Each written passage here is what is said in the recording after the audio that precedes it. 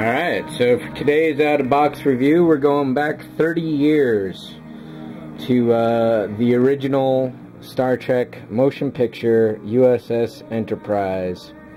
Saucer lights that really work, rainbow effect decals, rub-down transfers, so on and so forth.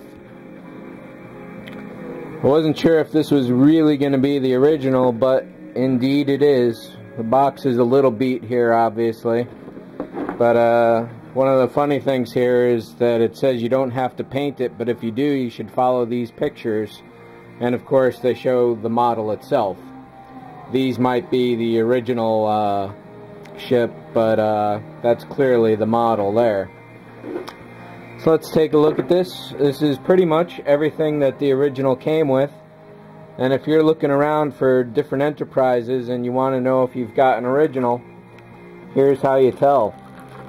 This one is called the Smoothie, and the reason is the surface on the entire model is utterly smooth. After this edition, to simulate the Aztec effect, what Ertl did was to cut all this up into tiny little grooved sections that really look terrible. I bought the Star Trek V version probably 2 years ago, and I had totally forgotten that this came smooth originally, and I wound up selling that as parts. But it's really good to see this model again. I had two of these back in the day, and it looks like all the parts are here. I didn't really expect anything to be sealed. The seller said that most of the parts were on the tree, but a few such as this were loose, and some of the original rub-down decals were falling off. So I'm not too worried about that. There are replacements out there.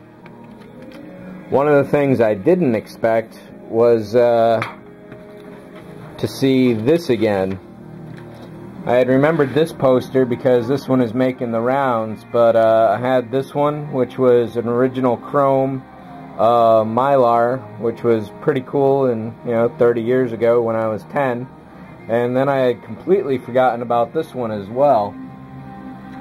So it was good to see those again. And over here, apart from the rub downs, we've also got the original, and these are probably a bit sticky as well here. But this is the original rub-down engine details. The color is indeed purple for those engines. So if there's ever any doubt about whether those engines were purple or blue, it was ILM that turned them blue, and Doug Trumbull that had them purple initially. So I'm not going to expect too much difficulty in building this. I could probably do it blindfold. But another interesting thing about this is that it does indeed include the original battery pack and all the lights. So I'll probably replace these with LEDs, but it will be interesting to light those up. This is sealed, which completely surprised me. So again, it looks like all the parts are here. It's always a fun build, and considering that I've got the 1350 from Polar Lights around, this will be good practice.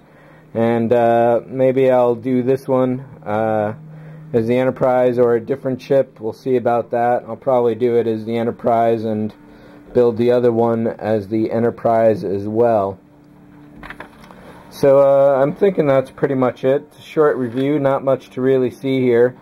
It was definitely interesting to see these again, and I may just build it as is and go with these decals, do a nice Aztec paint job on it if I can, but I will need to replace all of these, it looks like. There's probably not really any way around that. And it turns out that these little insignia here are, I'm pretty sure that's the wrong color. There should be white foils instead of gold there. So I think that's pretty much it. I don't remember if there was like a power switch to this. I suppose there must have been. But oh, here's one of the other interesting details. is this is the original Torpedo Bay, and I'm pretty sure they put details on this later rather than relying on this particular decal at the bottom right there. So yep, this rotates to lock the battery case in. The batteries sit right along that stub right there, and I guess that is all. So if you ever have a chance to find one of these, they are floating around. I got this one at a very decent price. I think it was like $40 shipped, so you can't go wrong for that, that's for sure.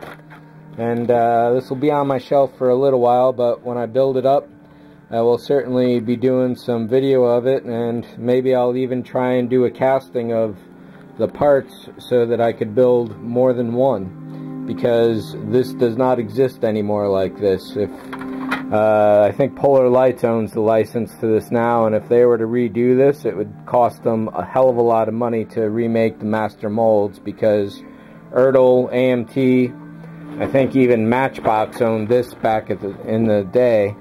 At that point, they just, well, it's when Ertl took over that the molds were pretty much ruined with all the extra detail crap.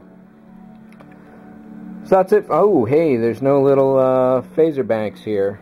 So those will be something I need to add. So I guess that's pretty much it. Thanks for watching. See ya.